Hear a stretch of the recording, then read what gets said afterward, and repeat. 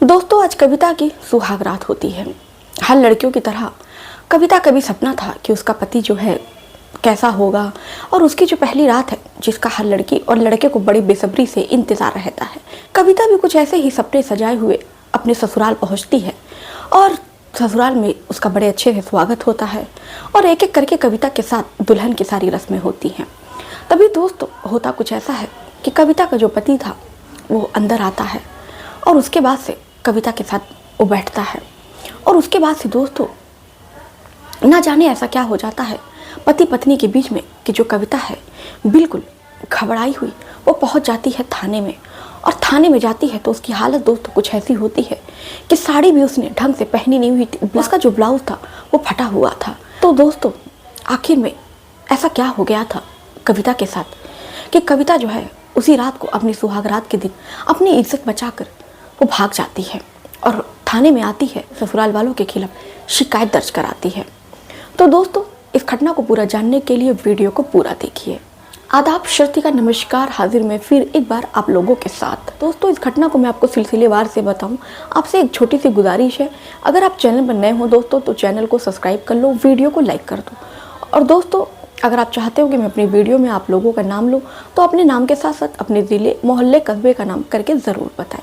तो चलिए दोस्तों इस कहानी की शुरुआत करते हैं। दोस्तों कविता जो होती है वो पंजाब के में एक ज़िला पड़ता है जालंधर। जालंधर में ही पली बढ़ी होती है। कविता दिखने में बहुत ज़्यादा खूबसूरत थी, बहुत ही ज़्यादा अच्छी थी और पढ़ने लिखने में कविता बहुत ज़्यादा होनहार थी।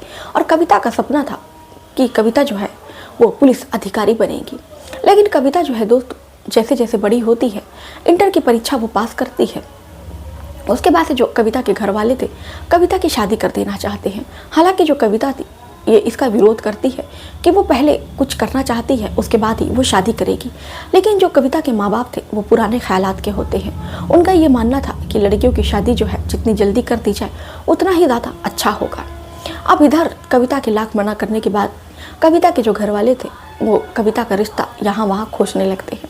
तभी उनको वो एक रिश्ता पसंद आता है जिस लड़के का नाम होता है रवि। रवि मध्य प्रदेश का रहने वाला होता है। रवि जो था वो पेशे से सॉफ्टवेयर इंजीनियर था, तो रवि अच्छा पैसा कमा रहा था। उसके बाद से जैसे ही घर वालों को ये पता चलता है कि लड़का इंजीनियर है, सॉफ्टवेयर इंजीनियर, तो फटाफट वो अपनी लड़की की शादी जो है वो उससे तय कर देते हैं। और उसके बाद से इधर जो लड़की के माँ बाप होते हैं वो अपनी बेटी की शादी की तैयारियों में जुट जाते हैं। और उसके बाद से लड़कों वालों की तरफ से दहेज की डिमांड की जाती है और दहेज में एक बोलेरो गाड़ी की डिमांड आती है। हालांकि कविता के जो पिता थे पहले इस चीज़ से मना करते हैं कि वो इतने सक्षम नहीं है कि वो अपनी बेटी को एक बोलेरो कार दे। लेकिन ससुराल वालों का ये कहना था, लड़के पक्ष वालों का, कि मेरा बेटा जो है सॉफ्टवेयर इंजीनियर है, मेरा बेटा जो है लाखों का कमाता है और ऐसे में मेरे बेटे के लिए एक से एक रिश्ता आया, तो अगर ऐसे में आप बोलेरो कार नहीं देंगे तो हम आपकी लड़की से अपने बेटे का रिश्ता जो है वो तय नहीं करेंगे। अब इधर जो कविता के माता पिता थे वो परेशान, किसी तरह करके वो अपना घर गिरवी रख कर वो लोन लेते हैं और 15 लाख की बोलेरो कार जो है वो आखिर में उस लड़के को देने के लिए तैयार हो जाते हैं। अब जब गाड़ी की बातचीत तय हो जाती है लड़के वाले भी मान जाते हैं। फिर उसके बाद से वो घड़ी भी आती है जब कविता की बारात आती है।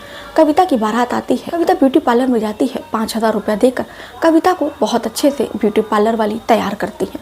कविता ब्यूटी पार्लर से निकलकर सीधे मंडप में आती है और उसके बाद से वहाँ पर बारात आती है और उसके बाद से बारातियों का बड़े अच्छे से कविता के पिता जो थे बड़े अच्छे से स्वागत करते हैं, बहुत अच्छी खातिरदारी होती है।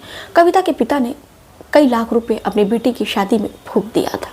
बाराती जो होते हैं खाना पीना खाते हैं, खाना पीना खाकर लड़की के साथ फेरे होते हैं और तकरीबन 5 बजे जो लड़की है वो विदा हो जाती है। विदा होकर के वो अपने ससुराल पहुंचती है। ससुराल में भी उसका बड़े ज़ोरों शोर से ढोल नगाड़े के साथ स्वागत होता है।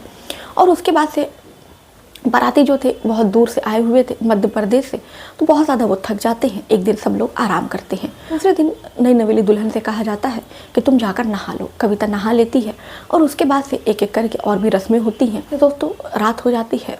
रात में सुहाग रात की सेज सजाई जाती है। उस सेज पर कविता को ले जाकर बिठा दिया जाता है। अब उसके बाद से कविता जो है घूंघट ओढ़े अपने पति के आने का इंतज़ार करती है। वो मन ही मन में सोच रही थी कि ना जाने उसकी सुहागरात कैसी होगी, वो अपने पति से क्या बातचीत करेगी, क्योंकि आज उसकी पहली रात है। यही सब उसके मन में ख्याल आते हैं। और उसके बाद फिर दोस्तों यही सब कविता सोच ही रही थी बेड पर बैठकर, तभी किसी के कदमों की आहट आती है। कविता की जो धड़कनें थी वो और तेज़ी से बढ़ जाती है और उसके बाद से जो कविता है वो बेड पर अपना हाथ बांधकर बिल्कुल सिमट कर बैठ जाती है। जब कविता का पति रवि उसके पास पहुंचता है और उस जाते ही कविता का घूंघट जो है वो उतार देता है, कहता है अब तुमको कैसा शर्माना, अब तो तुम मेरी पत्नी हो गई हो। पहले तो कविता को बहुत अजीब लगता है, ना कुछ बातचीत करता है ना कुछ भी नहीं करता है और कविता को वो बेड पर पटक देता है। कविता इसका विरोध नहीं करती है, वो भी समझ नहीं पा रही थी कि उसके साथ क्या हो रहा है। कविता का जो पति था वो बहुत ज़्यादा शराब पिए रहता है। कविता अपने पति से कहती है कि क्या आपने शराब पी रखी है, आपके मुंह से बहुत ज़्यादा दुर्गंध आ रही है। अब उसका पति जब इतना सुनना था कि रवि को बहुत ज़्यादा गुस्सा आता है, लगता है कविता के कपड़े एक एक करके उतारने। कविता कहती है कि आप ये क्या कर रहे हैं। रवि कहता है अरे ये तो मेरा हक है और तुम तो इसीलिए आई हो, आज हमारी सुहागरात है। उसके बाद से रवि जो है उसके साथ बहुत बेदर्दी के साथ उसके साथ शारीरिक संबंध बनाता है और उसके बाद से वो अपनी पत्नी को कहता है कि तुम एक काम करो, अब बेड पर घोड़ी बन जाओ। अब कविता जब ये सुनती है तो कहती है कि आप ये क्या कह रहे हैं, आपको कहते हुए भी ज़रा भी लज्जा नहीं आ रही है। अब इतना ही सुनना था कि जो रवि है अपनी पत्नी को मारने लगता है और कहता है कि चल बे चल, घोड़ी बन, ज़्यादा बकवास मत कर। और उसके बाद से दोस्तों जब कविता उसका विरोध करती है तो रवि जो है वो बेल्ट निकालता है और बेल्ट से उसकी पिटाई करने लगता है और उसके बाद से वो अपने और दो दोस्तों को भी फ़ोन करके बुलाता है। दोनों दोस्त रहते हैं, उनसे कविता की इज्जत लूटने को कहता है। उसके बाद से उसके जो दोस्त होते हैं वो भी कविता के साथ गलत काम करने लगते हैं और दोस्तों उसके बाद से जो कविता थी वो काफ़ी ज़्यादा चीखती है, चिल्लाती है, लेकिन उसकी आवाज़ जो है वो कोई भी सुनता नहीं है। और उसके बाद से कविता किसी तरह कैसे भी करके वहाँ से भागती है और भागकर अपने घर वालों ससुराल वालों के पास पहुंचती है और सारी बात बताती है। तो कविता के जो ससुराल वाले तो वो कहते हैं तुम्हारा पति है, तुमको अपने पति की बात माननी चाहिए, तुम मेरे बेटे पर गलत आरोप लगा रही हो। अब उसके बाद से वो कविता से कहते हैं कि तुम तुरंत अपने पति के पास जाओ।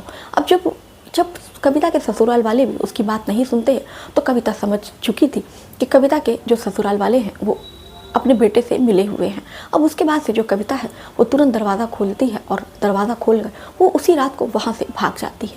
भागने के बाद से वो सीधे लोगों से पता करके वो थाने पहुँचती है। थाने में जाती है और थाने वालों को अपनी जो है आप बीती वो बताती है। थाने वालों को भी विश्वास नहीं हो रहा था कि ऐसे ऐसे दुनिया में राक्षस लोग भी होते हैं।